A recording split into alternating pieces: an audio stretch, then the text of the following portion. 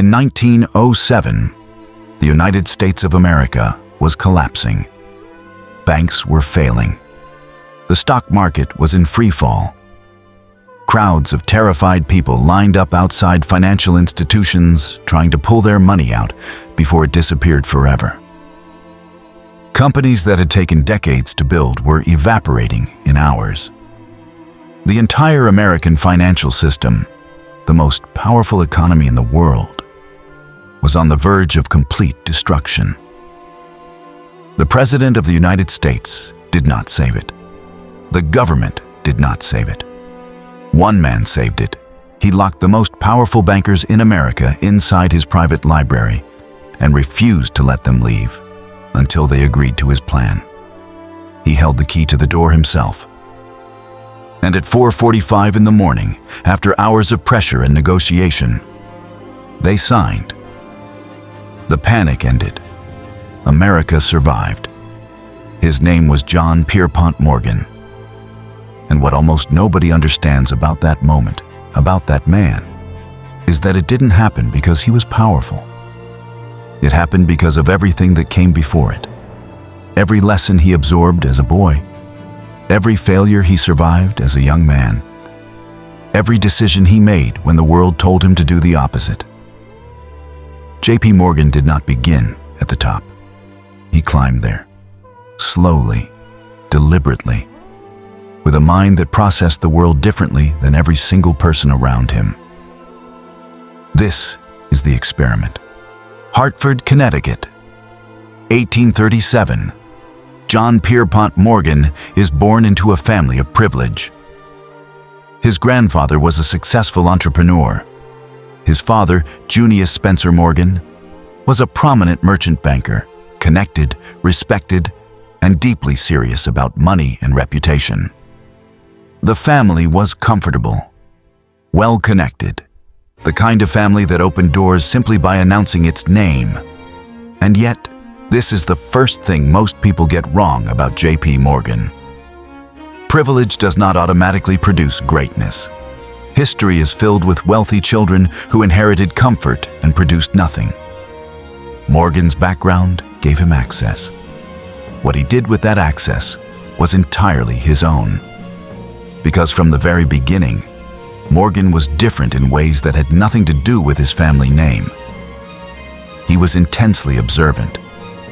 He watched how his father conducted business, the precision, the composure, the way Junius never allowed emotion to enter a financial conversation. He studied people. He noticed what they wanted, what they feared, what they revealed when they thought nobody was paying attention. He was also, from childhood, deeply afflicted. Morgan suffered from severe acne rosacea, a skin condition that would eventually disfigure his nose, turning it bulbous and red in a way that was impossible to ignore. Throughout his entire life, he was deeply self-conscious about it. He rarely allowed photographs. He despised being stared at.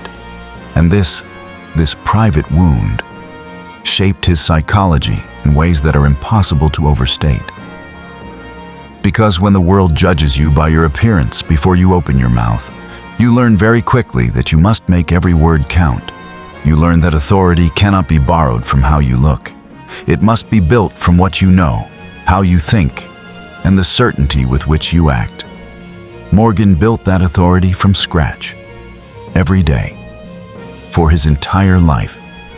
At 16, he was sent to study in Europe, first in Switzerland, then Germany. His father wanted him to learn languages, understand international finance, and develop the global perspective that American banking sorely lacked at the time. He did all of that. But more importantly, he developed something no classroom could teach: a complete intolerance for inefficiency, disorder, and weakness of mind. He had seen how European banking worked: sophisticated, structured, patient. He returned to America and saw the opposite: chaotic, short-sighted, emotionally driven. The gap between the two worlds became the opportunity he would spend his entire life exploiting. 1857. Morgan is 20 years old and working as an unsalaried clerk at the New York banking firm Duncan, Sherman and Company. He is learning the mechanics of finance from the ground up, not because his family couldn't place him somewhere more comfortable, but because Junius Morgan insisted his son understand money at every level, not just from the top. This is the first wealth principle Morgan absorbed that most people never do. You cannot lead what you don't understand. And you cannot understand what you've never done yourself. Most people seek the highest rung of the ladder immediately. They want the title before the knowledge, the authority before the competence. Morgan spent years doing work that was beneath his family's station by design. And because of it, he understood banking at a molecular level that his peers, many of whom had been placed directly into senior roles, simply didn't have. Then came his first real test. In 1859, Morgan was in New Orleans on a routine business trip when he encountered a situation that would define his entire career philosophy. A merchant ship captain arrived at the firm's office with a cargo of coffee, but no buyer. The coffee merchant in Cuba who was supposed to receive it had gone bankrupt. The captain was stranded, desperate, and willing to sell the entire cargo at a deeply discounted price just to unload it. Morgan's firm had no instructions for this, no authorization, no clear protocol. A cautious young clerk would have sent a telegram to headquarters and waited for direction. Morgan bought the entire cargo himself, on the spot, without asking permission. He then immediately found buyers in New Orleans, sold the coffee at a profit, and sent the proceeds back to the firm, along with a matter-of-fact explanation of what he had done and why. His bosses were furious. He had operated completely outside his authority. They were also, quietly, deeply impressed. Because here is what Morgan understood in that moment, at 22 years old, that most people in business never grasp. The window of opportunity does not stay open while you ask for permission. Speed and decisiveness, applied with sound judgment, are worth more than caution applied with perfect authorization. The world rewards people who can see an opportunity, calculate the risk accurately, and act before the moment closes. Morgan would repeat this pattern for the next 60 years. He never waited for the situation to become comfortable before acting. He acted and then made it comfortable through execution. 1861, the American Civil War begins. And here is where J.P. Morgan's story becomes complicated and instructive in equal measure. Morgan did not fight in the Civil War. He hired a substitute to serve in his place, a legal practice at the time available to those who could afford it. He paid $300. Historians and critics have never let him forget it. But what Morgan did during those war years reveals something important about how he thought and how that thinking compounded into everything that came after. While the war consumed the country, Morgan studied the financial system that was funding it. The U.S. government was printing money to pay for the war. Inflation was rising. Gold prices were volatile. Currency was unstable. Most people saw chaos. Morgan saw a system he could understand, predict, and navigate. In 1861, he engaged in a controversial gold speculation, buying gold at one price and selling it at a higher price after a military setback caused currency to weaken. He made a significant profit. He was publicly criticized. A congressional investigation was launched. He was never charged with wrongdoing because here is the uncomfortable truth. Morgan had broken no law. He had simply understood the relationship between military events and currency values better than almost anyone else, and acted on that understanding before others could. This is a pattern you will see across every great wealth builder's story, and it always makes people uncomfortable. Superior knowledge of how systems work, applied with timing and nerve, looks like opportunism from the outside. From the inside, it is simply preparation meeting circumstance. Morgan wasn't lucky in 1861. He was prepared. He understood gold. He understood currency. He understood government. Most people understood none of those things together, which is why they saw chaos where he saw a predictable sequence of events. By 1864, at just 27 years old, Morgan established his own firm, J.P. Morgan and Company. The name he put on the door was not inherited. It was earned through 7 years of doing work most men of his background would have considered beneath them, making decisions most men of his age would have been too afraid to make, and building knowledge most men of his era simply didn't bother to acquire. The foundation was set. Now came the building. The 1870s and 1880s in America were the age of railroads. Steel tracks were spreading across the continent like veins. Whoever controlled the railroads controlled the movement of goods, people, and capital across the entire nation. Fortunes were being built and destroyed faster than at any time in American history. And the railroad industry was, in Morgan's precise assessment, an absolute disaster. Competing railroad companies were cutting rates to drive each other out of business, sometimes charging less to transport goods than it actually cost to move them. Insider trading was rampant. Financial manipulation was standard practice. Investors, many of them European, many of them clients of Morgan's father, Junius, were being systematically destroyed by American railroad executives who used their companies as personal piggy banks. Morgan had a simple view of this. It was wrong. It was wasteful, and it needed to stop. Not because he was an idealist, because he was a banker, and bankers cannot function in systems that are fundamentally dishonest. Capital requires trust. Trust requires predictability. Predictability requires order. In 1885, he achieved something no one had thought possible. He brought the presidents of two bitterly competing railroad empires, William Vanderbilt's New York Central and the Pennsylvania Railroad, onto his private yacht, the Corsair. He sailed them up the Hudson River and refused to dock until they had reached a peace agreement. The Corsair Agreement, as it became known, ended one of the most destructive railroad wars in American history. Morgan had not used legal authority. He had no government power. He had no weapon except his absolute certainty that he was right, his complete control of his own presence, and the financial leverage that came from being the man who controlled access to European capital. He simply made it clear that there were two options: agree or lose access to the money that kept both of their railroads running. They agreed. This became his method. Not hostile, not emotional, just an immovable statement of reality, delivered with complete calm, backed by genuine power. Over the next decade, Morgan reorganized virtually every major railroad in America. The process was called, by those who experienced it, Morganization.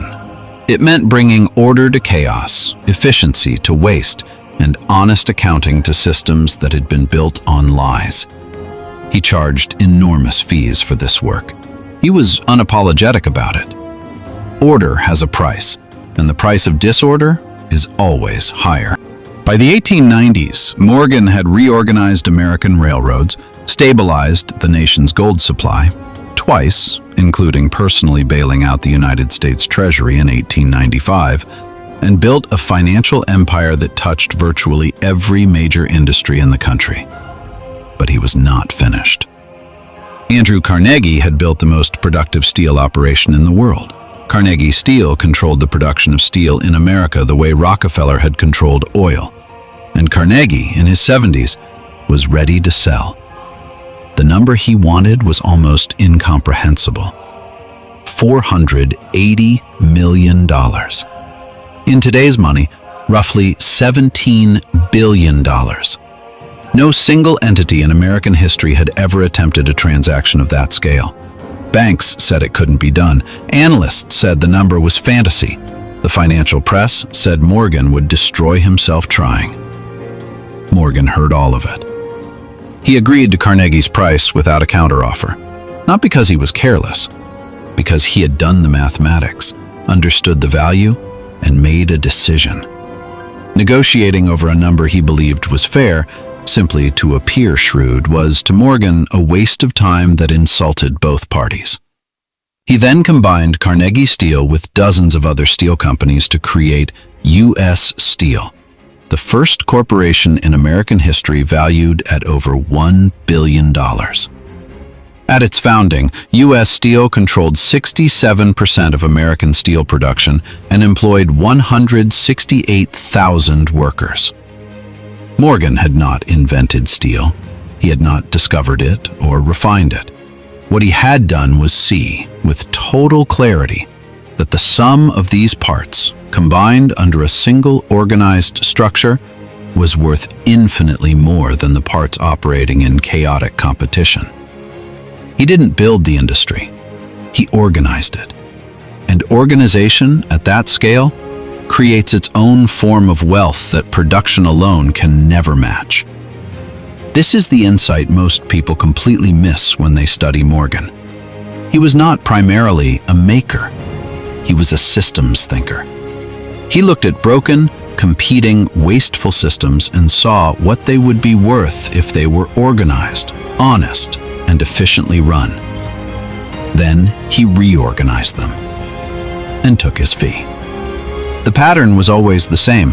Find the chaos, understand it completely, bring order, capture the value that order creates. It worked for railroads, it worked for steel, it worked for electricity. Morgan was one of the primary backers of Thomas Edison and the company that eventually became General Electric.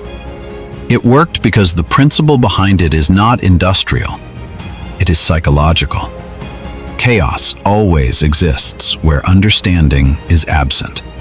And understanding, applied with nerve, always creates value. October 1907. The Knickerbocker Trust Company, one of New York's largest banks, collapsed after a failed attempt to corner the copper market. The panic spread instantly. Within days, banks across New York were facing runs. Depositors were withdrawing everything. Credit froze. The stock market plunged. Companies couldn't make payroll. The United States Treasury had no mechanism to respond. The Federal Reserve did not yet exist. There was no government backstop, no emergency protocol. There was only J.P. Morgan. He was 70 years old. He had been planning to semi-retire. He had been traveling, collecting art, spending time at his estate. He returned to New York and immediately took control. Not because anyone appointed him, not because he had legal authority, but because everyone, the president, the Treasury Secretary, every banker in New York, understood that he was the only person alive, with the knowledge, the relationships, the credibility, and the nerve to do what needed to be done. He set up a command center in his private library on Madison Avenue and began working around the clock. He summoned the heads of every major bank in New York. He analyzed every failing institution, sorting them into two piles, those that were worth saving and those that were too damaged to rescue. He was ruthless in this assessment. Sentiment had no place in the calculation. For the institutions worth saving, he organized emergency lending pools, forcing the healthy banks to contribute capital to stabilize the system. When they resisted, he reminded them, calmly, without raising his voice, that if the system collapsed, no bank would survive. Their choice was not whether to contribute. Their choice was between an orderly rescue and a chaotic destruction that consumed everyone equally.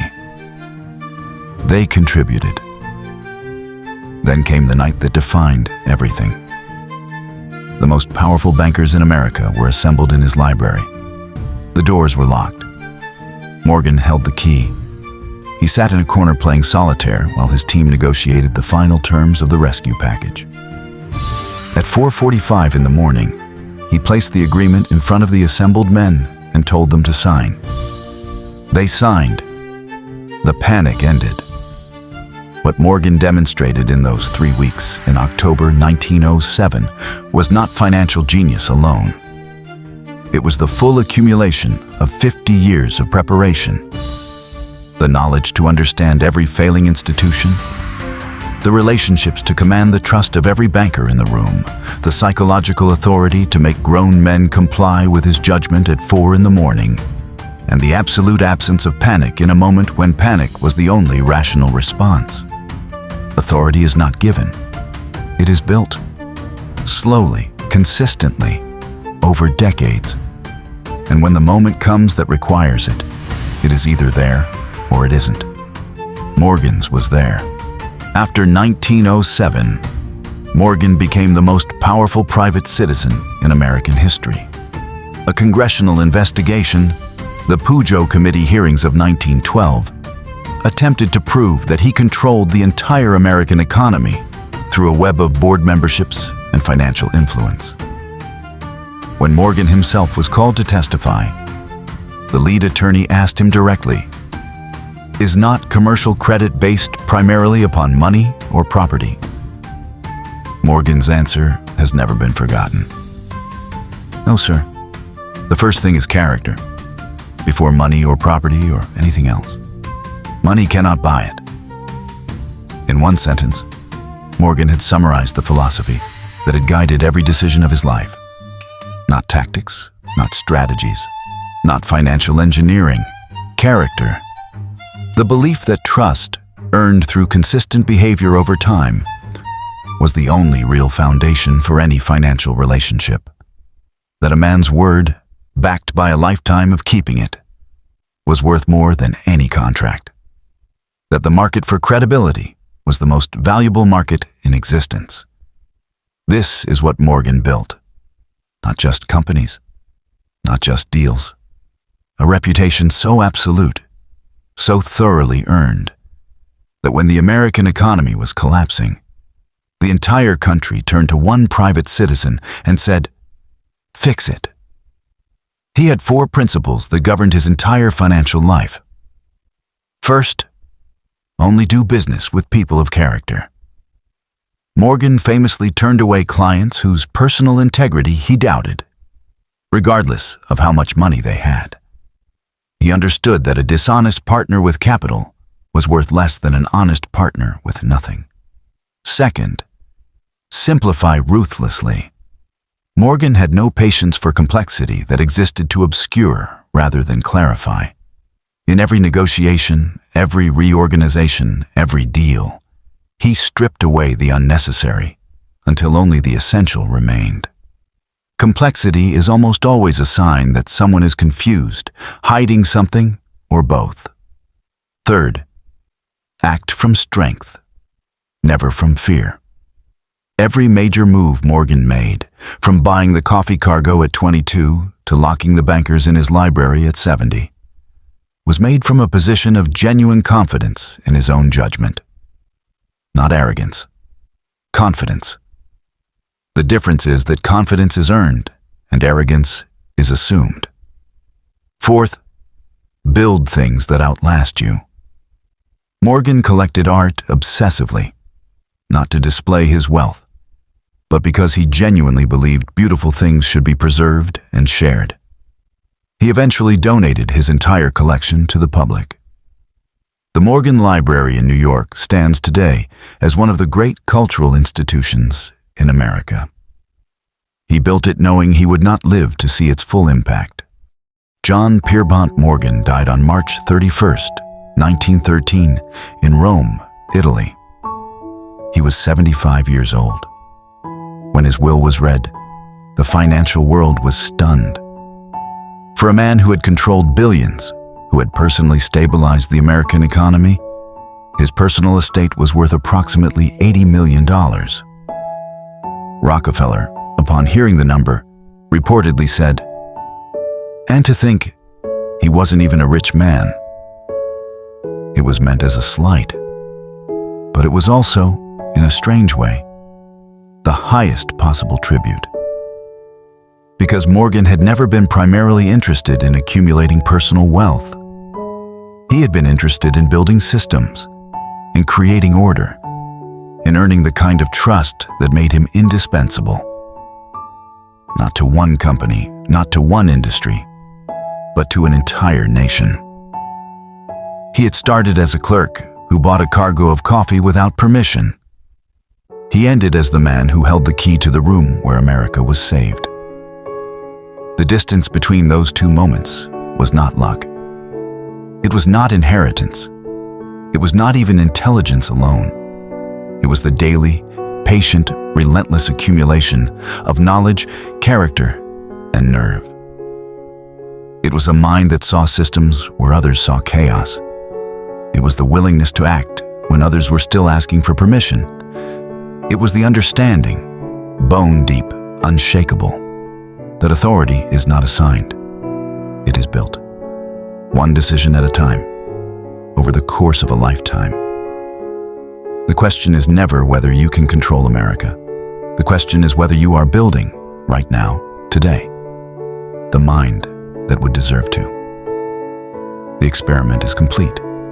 Think differently. Build differently.